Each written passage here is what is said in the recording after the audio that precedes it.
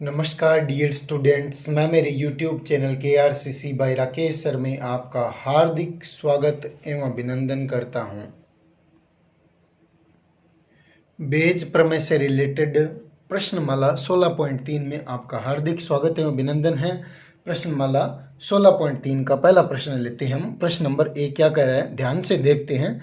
2 थैले दिए हुए अपने को, 2 थैले फर्स्ट और सेकंड दिए गए हैं। थैले फर्स्ट में 3 लाल गेंद है। कितनी लाल गेंद है? 3 लाल और 4 काली गेंद है। अब सुविधा की दृष्टि से हमने यहाँ पे डायग्राम भी बना दिया, आप ध्यान से देखते जाइए। थैले फर्स्ट में 3 लाल और 4 काली गेंद है, जबकि थैले द्वितीय में 5 लाल और 6 काली, 5 लाल और 6 काली गेंद है। टोटल 11 गेंद इसमें है और 7 गेंद इसमें है। किसी एक थैले में से यादृच्छिक गेंद निकाली जाती है। एक थैले में से यादृच्छिक गेंद निकाली जाती है जो कि लाल है। इस बात की क्या प्रायिकता है कि थैले द्वितीय से निकाली गई है। तो इस प्रश्न को पढ़ने से अपने को यह स्पष्ट क्लियर पता चलता है कि अपने को ये 2 थैले दिए गए हैं। इस थैले में 3 लाल और 4 काली 7 गेंदे हैं और इसमें 5 लाल और 6 काली कुल 11 गेंद हैं। अब अपने को किसी एक थैले का चुनाव करते हुए उसमें से बॉल निकालनी है, लेकिन अपने को ये दिया गया प्रश्न में यादृच्छिक गेंद निकाली गई जो कि लाल है, यानी गेंद लाल है। इस बात की क्या प्रायिकता है? थैले द्वितीय से निकाली गई।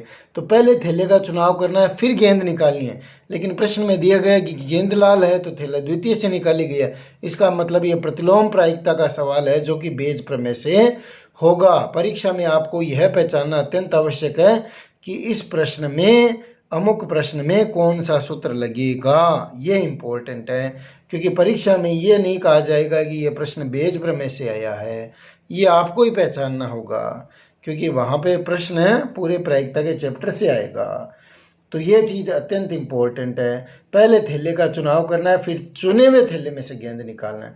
लेकिन ये कह रहा है कि गेंद लाल है, तो इस बात की क्या प्रायिकता? द्वितीय थैले में से निकाली गई है।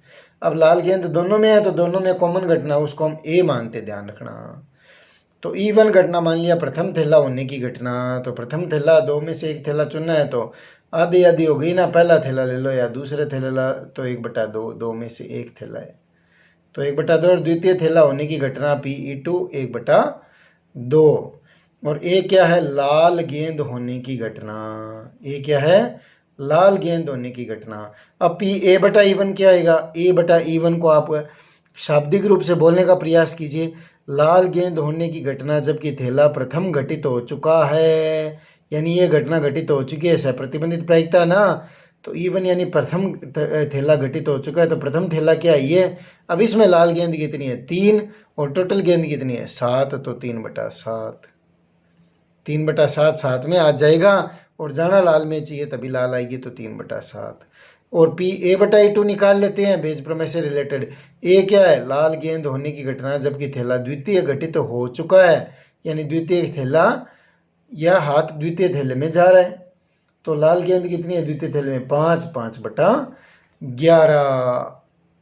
अब हमें यह भी समझना अत्यंत आवश्यक है कि ज्ञात क्या करना है। ये आपको प्रश्न में लिखना, ज्ञात करना है, यानी लाल गेंद घटित हो चुकी है। अब इस बात की क्या प्रायिकता है कि वह थैला द्वितीय में से निकाली गई है। तो Pe2/A, जिसको ज्ञात करना है उसको ऊपर लिखेंगे Pe2, और जो घटित हो चुकी है वो A, तो Pe2/A ज्ञात करना है। अब बेज प्रमेय से स्टेटमेंट लिख लेते हैं। Pe2/A क्या होगा? Pe2 Pa/E2, और नीचे दोनों से related Pe1 Pa/E1 plus Pe2 Pa/E2, ये पूरे का आ जाएगा। ठीक है, तो ये फॉर्मूला हो गया, ये ध्यान रखना आपको। अब इसमें वैल्यूज रख देते हैं इनकी। तो इसमें मान रख देते हैं। Pe2 का मान कितना है? 1/2। A/E2 का 5/11। और Pe1 का क्या है? 1/2। और Pa/E1 का 3/7। और ये एज इट इज है, ऊपर वाले तो है यहाँ पे, तो ये वैल्यूज यहाँ पे रख देते हैं। तो ये सरल कर लिया, ऊपर 5/22 हो गया और नीचे कितना हो गया? 3/14 प्लस और 5/22। अब इनमें क्या एलसीएम ले लिया, तो 14 गुणा 22 ऊपर आ गया। देखो उल्टा कर दिया साथ में ही, ये 5/22 पड़ा है, गुणा का चिन्ह यहाँ पे है ही, और ये 14 गुणा 22, तो ये 22 × 3 होगा तो 66, और 14 × 5 70 आ जाएगा। 14×5 70, 70 66 कितने हो गए आपके? 136। ऊपर 22 से 22 कट जाएंगे और 14 पंजे 70, 70/136, दो दो के पाड़े से इनको काट देंगे तो 35/68 इसका आंसर आ जाएगा। तो इस प्रकार से ये बेज प्रमेय से हमारा प्रश्न आसानी से हो गया है। अब प्रश्न नंबर 2 लेते हैं। प्रश्न नंबर 2 क्या कर रहा है, एक डॉक्टर को एक रोगी को देखने जाना है, आना है जाना है जो भी बात है, ठीक है। एक डॉक्टर को एक रोगी को देखने आना है भाई, उसके घर आना है। पहले के अनुभव से ज्ञात है कि उसके ट्रेन, बस और स्कूटर या अन्य किसी वाहन से आने की प्रायिकताएं हैं। अगर ट्रेन से आता है तो उसकी प्रायिकता 3/10 है, और बस से आने की प्रायिकता 1/5 है, और स्कूटर से आने की 1/10 है, और अन्य किसी वाहन से आने की कितनी है, 2/5 है। यदि वह ट्रेन, बस और स्कूटर से आता है तो उसके 1.5 से आने की प्रायिकताएं क्रमशः ध्यान से देखना, किसके, डॉक्टर साहब के, 1/4, 1/3 और 1/12 है। परंतु अन्य किसी वाहन से आता है तो उसे देर नहीं होती। अन्य किसी वाहन मतलब है जो ये खुद है ना, वो जो रोगी के घर वाले वो खुद ही लेके चले जाते हैं, डॉक्टर साहब जल्दी कीजिए, पेशेंट की हालत ख़राब है, तो इसलिए वो जल्दी ले जाते हैं, तो उसकी देर नहीं होती। अब कई बार डॉक्टर पेशेंट देख के आते हैं तो उनको देर हो जाती है, प्रायिकताएं दी हुई है, इंटरेस्टिंग बनाया हुआ है क्वेश्चन को। तो परंतु अन्य किसी वाहन से आता है तो उसे देर, यानी डॉक्टर साहब को देर नहीं होती। यदि वह देर से आया, यानी डॉक्टर देर से आए, तो ट्रेन से आने की क्या प्रायिकता है। अब आप सोचिए, पहले तो ट्रेन, बस, स्कूटर या अन्य किसी वाहन से डॉक्टर आएगा, आने के बाद में पता चलेगा ना कि लेट हुआ कि नहीं लेट हुआ। अब इसमें कह रखा है देर से आया, देर से आया, ये घटना पहले घटित हुई है, तो ट्रेन से आने की प्रायिकता, तो इसका मतलब ये भी बेज प्रमेय का क्वेश्चन हो गया। आप इनको समझने का प्रयास करें, आराम से समझ सकते हैं यदि ध्यान देंगे तो हम संपूर्ण प्रतिदर्श समष्टि को 4 घटनाओं में बांट सकते हैं। 4 परस्पर अपवर्जी घटनाएं होंगी। E1 क्या है, ट्रेन से आना, E2 बस से आना, और E3 स्कूटर से आना, और E4 क्या है, अन्य वाहन से आना, ये घटना मान लेते हैं। और विलंब सभी में होता है, ए विलंब से आना। तो मान लिया E1 ट्रेन से आने की घटना, तो ट्रेन से आने की घटना, और E2 बस से आने की घटना, और E3 क्या है, स्कूटर से आने की घटना, और E4 अन्य किसी वाहन से आने की घटना, और ये क्या है, विलंब से आने की घटना को व्यक्त करता है। अब ज्ञात करना है, यानी विलंब से आ चुके हैं, यानी विलंब हो चुका है, तो उनके ट्रेन से आने की E1/A ज्ञात करना है। E1/A ज्ञात करना है, ये ध्यान रखना है अपने को। तो इसका मतलब जिसको ज्ञात करना है, अब इसको यहाँ पे इसका स्टेटमेंट लिख लेते हैं बेज प्रमेय से। तो P(E1) A/E1, और नीचे चारों से रिलेटेड आ जाएगा, P(E1) PA/E1 plus P(E2) into PA/E2 plus P(E3) into PA/E3 plus P(E4) PA/E4। अब इनके वैल्यूज रखते हैं। तो E1 क्या दे रखा है, ट्रेन से आने की प्रायिकता कितनी है, 3/10। P(E2) क्या है, बस से आने की प्रायिकता 1/5, प्रश्न में दे रखी है, पीछे हमने पढ़ा दिया इसको। और P(E3) क्या है, स्कूटर से आने की 1/10, और अन्य किसी वाहन से आने की 2/5, ये दिया हुआ है। अब ए क्या है, विलंब से आने की प्रायिकता जबकि ट्रेन से आए तो 1/4, विलंब से आने की प्रायिकता जबकि ये बस से आए 1/3, विलंब से आने की प्रायिकता जबकि स्कूटर से आए 1/12, और विलंब से आने की प्रायिकता जबकि अन्य किसी वाहन से आए तो विलंब होता ही नहीं है इसमें, तो ये 0। अब ये वैल्यूज यहाँ पे रखी हुई है, देख लो, P(E1) A/E1, E1 का मान रख दिया, A/E1 का मान रख दिया, E1 A/E1 का मान यहाँ पे, और ये एज इट इज यहाँ पे वापिस, और P(E2) A/E2 इन दोनों का मान यहाँ पे रखा हुआ है, और E3 A/E3 का मान यहाँ पे रखा हुआ है, और E4 A/E4 का मान यहाँ पे। इसको सरल कर लेते हैं तो सरल आराम से हो जाएगा 1/2, ठीक है। तो ये प्रायिकता होगी अभीष्ट। सिंपल सा प्रश्न है, आराम से हो सकता है। आपको प्रश्न को समझना अत्यंत आवश्यक है कि ये बेज प्रमेय से होगा तो क्यों होगा, इसका कारण जानना अत्यंत आवश्यक है। अगले प्रश्न की तरफ चलते हैं। बहुत ही इंपॉर्टेंट क्वेश्चन है। क्वेश्चन नंबर 3 को देखना है आपको। प्रथम थैले में 3 लाल और 4 काली गेंद है। प्रथम थैले में 3 लाल और 4 काली गेंद है, जबकि द्वितीय थैले में से 4 लाल और 5 काली गेंद है। एक गेंद प्रथम थैले से द्वितीय थैले में स्थानांतरित की जाती है, यानी फर्स्ट थैले में से एक गेंद निकाल के दूसरी वो गेंद है वो दूसरे थैले में डाल दी जाती है। अब कौन सी निकाली है ये नहीं बताया, तो इसमें ऑप्शन कितने हो गए अपने पास, लाल और काली दोनों निकाल सकते हैं, ध्यान देना। तो एक गेंद प्रथम थैले से द्वितीय थैले में स्थानांतरित की जाती है, और यानी यह द्वितीय थैले में आ गई, तब द्वितीय थैले से एक गेंद निकाली जाती है। तो निकाली गई गेंद का लाल रंग है, तो इस बात की क्या प्रायिकता है कि स्थानांतरित गेंद काली है। तो पहले हम गेंद स्थानांतरित करेंगे, उसके बाद में गेंद निकालेंगे ना द्वितीय थैले में। पहले द्वितीय थैले में फर्स्ट थैले से डालेंगे बॉल, उसके बाद में द्वितीय थैले से गेंद निकालेंगे ना। लेकिन इसने कह दिया कि गेंद तो लाल रंग की प्राप्त हो रही है द्वितीय थैले में, अब स्थानांतरित गेंद काली है, तो ये भी बेज प्रमेय से हो गया क्वेश्चन। आप इसको अगर समझने का प्रयास करें तो ठीक है। अब हल में हमने मान लिया E1 क्या है, थैला फर्स्ट में से लाल गेंद स्थानांतरित करने की घटना या निकालने की घटना, किसमें, द्वितीय थैले में। यानी थैला फर्स्ट से लाल गेंद निकालने की घटना या स्थानांतरित करने की घटना है। थैला फर्स्ट से गेंद निकाल के थैले सेकंड में डाली जाती है। अब कौन सी गेंद डाली जाती है नहीं पता ना, तो इसलिए पहले मान लिया थैला फर्स्ट से लाल गेंद निकालने की घटना, और कौन से थैले में डालनी है, द्वितीय में। और E2 क्या मान लिया, थैला फर्स्ट से काली गेंद निकालने या स्थानांतरित करने की घटना है, कौन से, थैले द्वितीय में। थैले द्वितीय में स्थानांतरित करेंगे। इसको आप एक चित्र के द्वारा, ये हमने चित्रात्मक निरूपण किया, इसके द्वारा आप भली भांति समझ सकते हैं। यह स्थानांतरण पूर्व और स्थानांतरण पश्चात स्थिति दे रखी है बेग सेकंड के लिए।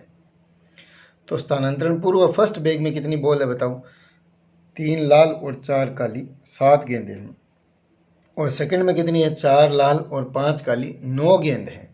अब एक गेंद इसमें से इसमें डाली जाती है, तो इसकी 2 स्थितियां होंगी। अब हो सकता है हमने इसमें लाल गेंद डालें, तो पहले लाल गेंद दी है ना स्थानांतरित, लाल गेंद इसमें डाली, तो यहाँ पे लाल कितनी हो जाएगी बताओ, थैले द्वितीय में। देखो स्थानांतरण पश्चात सेकंड बैग के लिए है, सेकंड बैग के लिए ये दोनों कंडीशन ध्यान देना है। तो इसमें से एक लाल गेंद निकाल के इसमें डाल दी, तो 5 लाल और 5 काली हो जाएगी, 10 गेंद हो जाएगी। अब हो सकता है हमने काली भी डाल दी है, तो काली डाल सकते हैं, लाल या काली एक गेंद डाली है तो काली भी हो सकती है ना। तो 4, तो इसमें कंडीशन क्या बनेगी, द्वितीय थैले में 4 लाल और 6 काली हो जाएगी। अब इसमें से एक गेंद निकाली जो कि लाल है, ए लाल गेंद, तो लाल गेंद दोनों में ना एक कॉमन घटना हो गई है, देखो ए लाल गेंद है, ए लाल गेंद को व्यक्त करता है। तो ए घटना क्या है, लाल गेंद होने की घटना। अब PE1 क्या है, स्थानांतरित गेंद क्या है, फर्स्ट थैले से स्थानांतरित गेंद, इसमें लाल की घटना। तो इसमें लाल कितने हैं बताओ, फर्स्ट से देखना अपने को, तो लाल 3 है और टोटल कितनी है 7, 3/7। E2 क्या है, स्थानांतरित गेंद, काली की घटना, फर्स्ट से द्वितीय में स्थानांतरित कर रहे हैं, इससे निकाल के इसमें डाल रहे हैं, और इसकी दोनों स्थितियों को चित्र यहाँ पे दर्शाया गया। समझ में आ रही है ना बात, यहाँ पे बेस प्रमेय लग रही है अपने पास। PE2 क्या, काली गेंद स्थानांतरित करी, तो काली कितनी है 4, टोटल कितनी है 7। अब PA/A1 निकाल लेते हैं, लगे आते हैं। ए क्या है, लाल गेंद होने की घटना, जबकि स्थानांतरित गेंद भी लाल है, यानी इसमें से देखना है, स्थानांतरित गेंद भी लाल है ना, और लाल गेंद होने की, यानी यह घटना घटित हो चुकी है E1, और ऊपर वाली की ज्ञात करनी है प्रोबेबिलिटी। तो ए क्या है, लाल गेंद होने की घटना, जबकि स्थानांतरित लाल है, तो 5/10। अब PA/E2 क्या है, लाल गेंद होने की घटना, जबकि स्थानांतरित गेंद क्या है, काली है, काली डाली हमने, और लाल गेंद होने की घटना निकाल लिया प्रायिकता, तो 4/11, ये 10 हो जाएगा आपका, 4/10 होगा। यहाँ पे बॉल 10 ही है, सॉरी ये 10 ही होगी ना, एक रेड डाल रहे हैं तो ये कंडीशन है, या ब्लैक डाल देंगे तो ये कंडीशन है, तो एक ही तो बॉल डाल रहे हैं, यहाँ पे 9 है, तो 10-10 हो जाएगी इधर। तो ये 4/10, एक बार पुनः देख लीजिए इसको, PA/E2 यानी लाल गेंद निकालने की घटना, जबकि स्थानांतरित गेंद क्या है, काली, तो इसमें लाल कितनी है 4/10। अब ज्ञात क्या करना है, PE2/A, यानी लाल गेंद निकल चुकी है, तो स्थानांतरित गेंद काली ही, यानी इसकी प्रायिकता ज्ञात करनी है, PE2/A ज्ञात करना है। अब बेज प्रमेय का स्टेटमेंट लगा देते हैं, PE2/A क्या होगा, PE2 PA/E2, और नीचे PE1 A/E1 plus PE2 A/E2। अब इसमें वैल्यूज रखनी है, तो मान रख के सरल करना है अपने को। E1 E2 का मान कितना रख दिया हमने, E2 का मान है 4/7 और ये 4/10 है। और नीचे कितना हो गया इसका, E1 का मान कितना है 3/7 और ये A/E1 का मान कितना है अपने पास 5/10 और ये एज इट इज यहाँ पे लिख दिया। इन दोनों को सरल कर लेते हैं, सिंपल सा है। तो 16/31 इसका सही आंसर आ जाएगा। तो बेस प्रमेय को समझना आवश्यक है, उसके बाद में आप आसानी से क्वेश्चन कर सकते हैं और थोड़ा डायग्रामेटिक रिप्रेजेंटेशन बना लें तो और भी अच्छा हो जाएगा। तो प्रश्न नंबर 4 की तरफ चलते हैं। 3 नंबर क्वेश्चन बहुत इंपॉर्टेंट है, ये ध्यान रखना आपको एग्जाम की दृष्टि से। अब 4 नंबर प्रश्न की तरफ चलते हैं। प्रश्न नंबर 4 है वो प्रश्न नंबर 1 की तरह ही है, इसलिए हमने यहाँ पे प्रश्न नहीं लिखा है, इसको हम समझा देते हैं, कोई दिक्कत नहीं आएगी आपको। और प्रश्न आप बुक में से पढ़ सकते हैं। तो अपने को क्या दे रखे हैं, 2 थैले दे रखे हैं यहाँ पे, चित्र के द्वारा आप समझ सकते हो। ये थैला फर्स्ट है, ये थैला सेकंड है। इसमें 4 लाल और 4 काली 8 गेंद है। इसमें 2 लाल और 6 काली 8 गेंद है। ठीक है, तो किसी एक थैले का चुनाव करेंगे और चुने हुए थैले में से गेंद निकालेंगे। और लाल गेंद दोनों में घटित होने वाली घटना है, तो ए लाल गेंद होनी घटना। तो E1 ले लिया थैला प्रथम चुनने की घटना और E2 गया थैला द्वितीय चुनने की घटना। तो दोनों में से एक थैला चुनने के ये आधी आधी हो गई प्रायिकता, P1 P2 1/2 हो गई। ये क्या, लाल गेंद चुनने की घटना। अब A/E1 क्या होगी, ये वैल्यूज निकाल सकते हैं अपने को, प्रश्न पढ़ने के बाद ये कन्फर्मेशन हो जाएगी। बेज प्रमेय का सवाल है तो ये इसमें ये चीज़ें अपने को निकालनी है ही। तो A/E1 क्या होगी, ध्यान से देखना। ए क्या है, लाल गेंद चुनने की घटना जबकि थैला प्रथम घटित हो चुका है। तो प्रथम में लाल कितनी है 4/8 1/2 आ गई। और A/E2 क्या, लाल गेंद होने की घटना जबकि थैला द्वितीय घटित हो चुका है, तो इसमें 2/8। तो लाल के अनुकूल अवसर 2 है और कुल कितने 8, 2/8 1/4 हो गया। अब ज्ञात क्या करना है, लाल गेंद आ चुकी है जबकि थैला फर्स्ट होने की घटना पूछी है। तो सिंपल सा सवाल है ना। तो P1/A बराबर P1 PA/E1 बटा P1 A/E1 plus P2 A/E2। अब इसमें वैल्यूज रखनी है इनकी, इनको क्या करना है, सरल करना है। तो ये वैल्यूज यहाँ पे रख दिए 1/2 इंटू 1/2, इधर ये भी, और 1/2 1/4, इसको सरल कर लेते हैं। तो ये 1/4 हो गया और ये कितना हो गया 1/4 और ये आपका 1/8, ये सरल करेंगे तो ये 3/8 होगा। इसको उल्टा कर देंगे 8/3 गुणा में हो जाएगा ना, तो ये इससे 2 बार कट जाएगा, तो 2/3 इसका आंसर होगा। तो ये भी सरल सा क्वेश्चन है। अब क्वेश्चन नंबर 5 की तरफ चलते हैं। ये इंपॉर्टेंट प्रश्न है, ध्यान देखना है, ध्यान से देखना है। 3 सिक्के दिए गए अपने को, कितने सिक्के दिए गए 3 सिक्के। प्रश्न को ध्यान से समझना है। एक सिक्के के दोनों ओर चित्त है। अब इसको इस हिसाब से बना दिए इसको कि दोनों ओर चित्त ही है, इसके पट नहीं है। और दूसरा सिक्का अभिन्नत है। अभिन्नत का मतलब बाइस्ड बोलते हैं इसको। बाइस्ड का मतलब जो एक चीज का पक्ष लेता है। सिक्का नॉर्मली क्या होता है, जो नॉर्मल कॉइन होते हैं ना वो अनबाइस्ड होते हैं। अनबाइस्ड का मतलब किसी का पक्ष नहीं लेते, फेयर कॉइन बोलते हैं उनको। वो चित्त या पटाते हैं। अब ऐसे नहीं है कि किसी के पक्ष में मैं चित्त आ जाऊँ और दूसरे दिन उसके पक्ष में आ जाऊँ। ऐसा नहीं होगा कि जैसे मान लीजिए क्रिकेट टीम में टॉस होती है तो आज मैं इंडिया की तरफ आ जाऊँ, कल मैं दूसरे देश की तरफ पड़ जाऊँगा, ऐसा नहीं होता। सिक्का क्या होता है, फेयर कॉइन्स बोलते हैं इसको। तो दूसरा सिक्का, लेकिन ये क्या है, अभिन्नत है। अभिन्नत मतलब बाइस्ड है।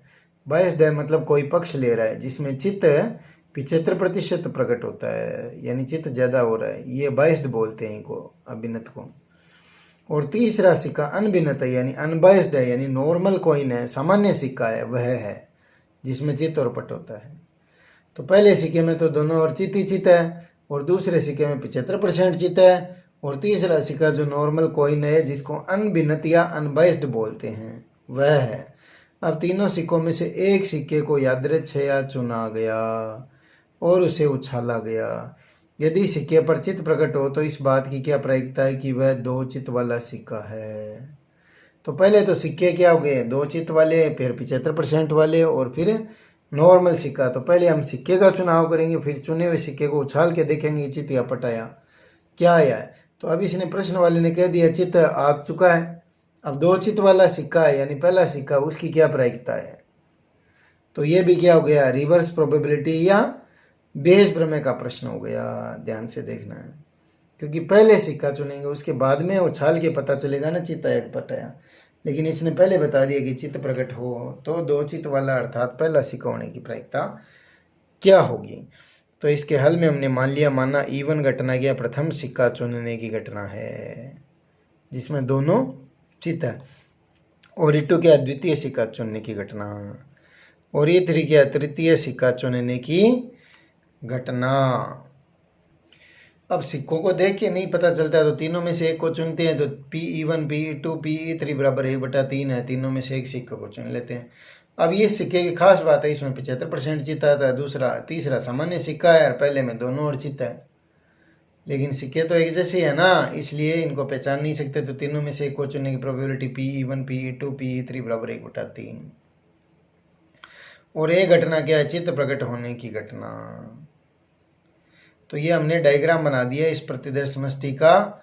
तीन परस्पर अपरजी घटनाएं हैं, E1 प्रथम सिक्का दोनों और चित्त वाला, E2 द्वितीय सिक्का 75% चित्त वाला, और E3 तृतीय सिक्का सामान्य सिक्का या अनभिन्नत या अनबैस्ड बोलते हैं। एक है चित्त, चित्त सभी में है ना, ये चित्त प्रकट होने की घटना को व्यक्त करते हैं। हम ध्यान देना, हम हर प्रश्न में E1 E2 E3 या E4 जो भी घटना है उनका प्रयोग करेंगे, और जो कॉमन घटना होगी उसको ए से लिखेंगे, ताकि आपका दिमाग सूत्र के लिए अभ्यस्त हो जाए, और आप सूत्र लिखे तो अपने आप हाथ चलना शुरू कर दे। इसलिए ये हर बार हम कोई किसी को तीर किसी को ऐसे वैसे नहीं लिखेंगे, एक दिमाग में पूरी प्लानिंग आपके सेटअप हो जानी चाहिए। अब ज्ञात क्या करना है, Pe1/A, यानी चित्त प्रकट हो चुका है तो दोनों और चित्त वाला सिक्का, दोनों और चित्त वाला प्रथम ही तो है, तो Pe1/A ज्ञात करना है। अब बेस ये पहले ये देख लेते हैं, A/E1 क्या होगा, A/E1 यानी चित्त प्रकट होने की प्रायिकता, जबकि पहला सिक्का है तो पहले में दोनों ही चित्त है तो 2/2 एक आ जाएगी इसका। और Pa/E2 क्या है, चित्त प्रकट होने की टाइम, जबकि दूसरा सिक्का है तो इसमें 75% है तो इसको 3/4 लिख सकते हैं। 75/100 25 का भाग दे लेंगे 3/4। और Pa/E3 क्या होगा, तृतीय सिक्का तो नॉर्मल कॉइन है जिसमें एक चित्र एक पट होता है तो 1/2। तो ज्ञात अपने को करना है Pe1/A, बेस प्रमेय का स्टेटमेंट लगा दिया, Pe1 Pa/E1 और नीचे Pe1 A/E1 plus Pe2 A/E2 plus Pe3 into Pa/E3। अब इन जो की जिसकी भी वैल्यूज रख दिए 1/3 1 और 1/3 1, या 1/3 3/4 1/3 1/2, ये कितना 1/3 हो जाएगा, ये 3 से 3 कट जाएगा 1/4, और ये 1/6 हो जाएगा। ऊपर 1/3 है, इसको सरल कर लेते हैं तो ये 4/9 आंसर आ जाएगा। छठा प्रश्न है वो आपको करना है, हम आपको HW होमवर्क के तहत दे रहे हैं, वो 21वां एग्जाम्पल हमने किया था उसके जैसा ही है, जो अपनी ये एक्सरसाइज है उससे पहले वाला एग्जाम्पल है 21 नंबर एग्जाम्पल, आप उसको देख लीजिए, उसके जैसा आप उसको करने का प्रयास कीजिए। हम ये क्वेश्चन नंबर 7 की तरफ चलते हैं। तो 7 नंबर प्रश्न क्या कर रहा है, एक महाविद्यालय के अध्ययन से ज्ञात है, यानी महाविद्यालय में जो स्टडी की हमने उससे ज्ञात है कि उसके 60% विद्यार्थी छात्रावास में रहते हैं, यानी हॉस्टल में रहते हैं, और 40% विद्यार्थी छात्रावास में नहीं रहते। परंतु विद्यालय के परिणाम सूचित करते हैं कि छात्रावास में रहने वालों में से 30%, यानी छात्रावास में रहने वालों में 30% और छात्रावास में नहीं रहने वालों में 20% विद्यार्थियों को ग्रेड ए मिला। क्या मिला, ग्रेड ए मिला। और वर्ष के अंत में महाविद्यालय के एक छात्र को यादृच्छिक चुना गया, इधर उधर घूमते हुए छात्र को पकड़ लिया और पूछा गया या चुना गया, और यह पाया गया कि उसके ग्रेड ए मिला है, तो इस बात की क्या प्रायिकता है, छात्रावास में रहने वाला है। तो पहले तो हमें दो प्रकार के स्टूडेंट दे रखे हैं, जो हॉस्टल में रहते हैं और हॉस्टल में नहीं रहते हैं। तो स्टूडेंट हॉस्टल में रह रहे हैं नहीं रह रहे हैं, उसके बाद में पता चलेगा ना उनके ग्रेड ए आया कि नहीं आया। तो यहाँ पे प्रश्न में दे रखा है कि यादृच्छिक चुने गए विद्यार्थी को ग्रेड ए मिला, इस बात की क्या प्रायिकता है, हॉस्टल में रहता है। तो ये भी रिवर्स प्रोबेबिलिटी अर्थात बेज प्रमेय का क्वेश्चन हो गया, आराम से आप समझ सकते हैं ध्यान दे तो हल में लिखा E1 क्या विद्यार्थी के छात्रावास में रहने की घटना को व्यक्त करता है E1, और E2 विद्यार्थी के छात्रावास में न रहने की घटना। तो छात्रावास में कितने परसेंट रहते हैं, 60%, तो 60/100 यानी 3/5। और Pe2 क्या है, छात्रावास में न रहने वाले यानी 40% है तो 40/100 यानी 2/5। और ये क्या है, विद्यार्थी को ए ग्रेड मिलना, तो ए ग्रेड तो छात्रावास में रहने पे थोड़ी है जैसे कि, तो ग्रेड तो वो मेहनत करेगा उसको मिलेगा, तो दोनों में कॉमन होगा। तो E1 हॉस्टल में रहना, E2 हॉस्टल में नहीं रहना, ए ग्रेड कॉमन है ही। तो ए ग्रेड मिलने की घटना को ए मान लेते हैं। अब PA/E1 ये निकाल लेते हैं। ए ग्रेड मिलने की घटना जबकि हॉस्टल में रहता है, तो हॉस्टल में रहते हैं उनको ए ग्रेड 30% को मिलता है। ये प्रश्न में दिया हुआ है, तो 30/100 अर्थात 3/10 हो गया। और PA/E2 निकाल लेते हैं। ए ग्रेड मिलना जबकि हॉस्टल में नहीं रहता है, वैसे 20% है, तो 1/5। अब ज्ञात क्या करना है? ज्ञात ये है कि विद्यार्थी यादृच्छिक चुना, उसको ए ग्रेड तो मिल चुका है, यानी ये घटना घटित हो चुकी है, तो वह हॉस्टल में रहने वाला है। PE1/A ज्ञात करना है। अब बेस प्रमेय लगेगी, ये तो पता है, कन्फर्म हो ही गया। तो PE1/A बराबर क्या हो गया? PE1 PA/E1 बटा PE1 A/E1 ये रख दिया, प्लस PE2 A/E2। अब यहाँ पे वैल्यूज रख दी इसकी, 3/5 इंटू 3/10, और नीचे ये 3/5 इंटू 3/10 प्लस 2/5 इंटू 1/5। तो यहाँ पे 9/50 हो जाएगा, और ये 9/50, ठीक है। और ये 2/25, इसको सरल कर लेते हैं, उल्टा हो जाएगा, 50 है 9 + 4, 9 + 4 है ना 25 का भाग 50 में 2 बार जाएगा तो 4, तो ये 50 से 50 कट जाएगा, तो 9/13 आंसर इसका प्राप्त होगा अपने को। ये वैल्यूज़ हमने यहाँ पे रख दी, 3/5 3/10 3/5 3/10 प्लस 2/5 1/5। ये सरल कर लिया 9/50, और इसको सरल करके उल्टा कर दिया, 50/13 हो गया, ये कट गया, तो 9/13 आंसर इसका आ जाएगा। तो इस वीडियो में इतना ही, मिलेंगे अगले वीडियो में। यह वीडियो आपको कैसा लगा प्लीज़ कमेंट करके अवश्य बताएं, और हमारे वीडियो को लाइक अवश्य करें और शेयर भी करें अपने मित्रों में, और हमारे चैनल को सब्सक्राइब करना न भूलें। टिल देन, जय श्री राम। आपका दिन मंगलमय हो।